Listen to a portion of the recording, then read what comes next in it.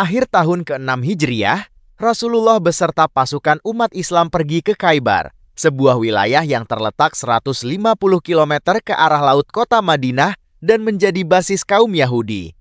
Ketika sampai di Khaybar, Rasulullah meminta penduduknya menyerah karena sebelumnya diketahui bahwa Khaybar dijadikan tempat konsolidasi untuk menyerang Madinah.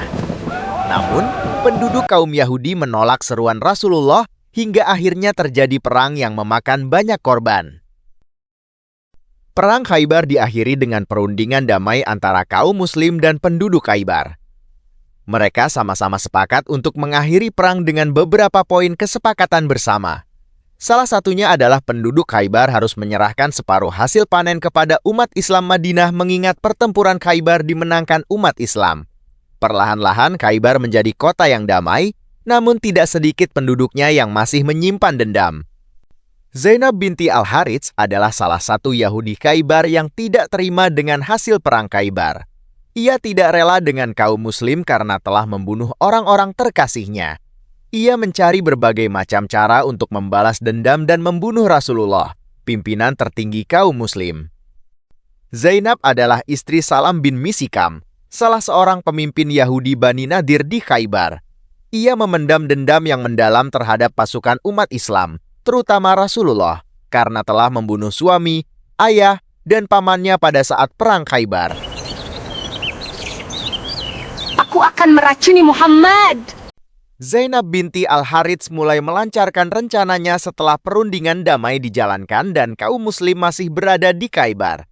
Mula-mula ia bertanya kepada salah seorang sahabat perihal makanan kesukaan Rasulullah. Apa makanan kesukaan Muhammad? Setelah mengetahui bahwa makanan kesukaan Rasulullah adalah bagian dada depan dan pundak domba, Zainab kemudian menyiapkan hidangan domba panggang dan menaburinya dengan racun yang paling mematikan. Domba panggang itu kemudian diberikan kepada Rasulullah pada petang hari, selepas sang Nabi selesai menunaikan sholat maghrib. Awalnya, Rasulullah ragu, namun Zainab meyakinkan bahwa domba panggang itu adalah hadiah, bukan sedekah. Ya Muhammad, ini hadiah dan bukan sedekah. Lalu Rasulullah menerima tanpa ada kecurigaan sedikit pun.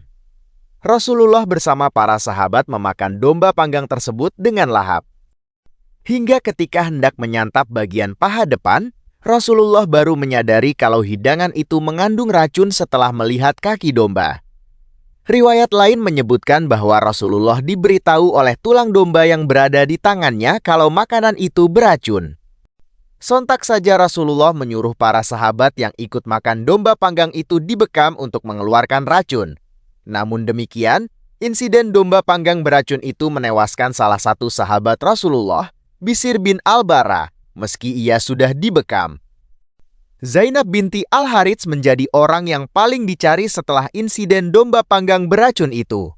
Rasulullah menanyakan apa motif dari Zainab meracuninya. Kalau Muhammad adalah seorang raja, maka ia pasti akan mati. Tetapi jika ia seorang nabi, tentu dia tetap akan hidup. Banyak sahabat yang gregetan dan berniat untuk membunuh Zainab binti Al-Harits karena telah membunuh Bishr bin Al-Bara dan membahayakan nyawa Rasulullah. Namun, Rasulullah memaafkan juga melarang dan mencegah para sahabat untuk membunuh Zainab sebagaimana yang tertera dalam hadis riwayat Muslim. Setelah insiden racun tersebut, Rasulullah Shallallahu Alaihi Wasallam baik-baik saja. Beliau hidup sekitar 4 tahun setelah peristiwa Khaybar. Namun, 1 hari sebelum wafatnya, Nabi Muhammad mengaku merasakan sakit akibat racun dalam peristiwa Khaybar. Hal itu seperti diriwayatkan dalam hadis Imam Bukhari. Wahai Aisyah, aku masih merasakan sakit makanan yang aku makan di Khaybar, dan saat ini aku merasakan urat nadiku terputus karena racun itu. Subhanallah. Rasulullah Shallallahu Alaihi Wasallam telah menunjukkan pengetahuan pada kita bahwa ketika ajal menjemput, semua orang akan merasakan putusnya nadi. Dan sakitnya sungguh luar biasa bagaikan diracun. Dalam ilmu medis saat ini namanya derik kematian atau death rattle. Saat seseorang sekarat, mereka seringkali tidak lagi mampu menelan atau batuk untuk membersihkan air liur dan lendir di tenggorokan. Penumpukan lendir ini menyebabkan bunyi berderik atau bergelembung yang keras di tenggorokan atau dada, yang membuat tenggorokan terasa tersumbat atau sesak. Semoga video ini bermanfaat bagi kita semua dan bisa menjadi teladan untuk kehidupan kita dan anak-anak kita. Jangan lupa subscribe, like, komen, dan share.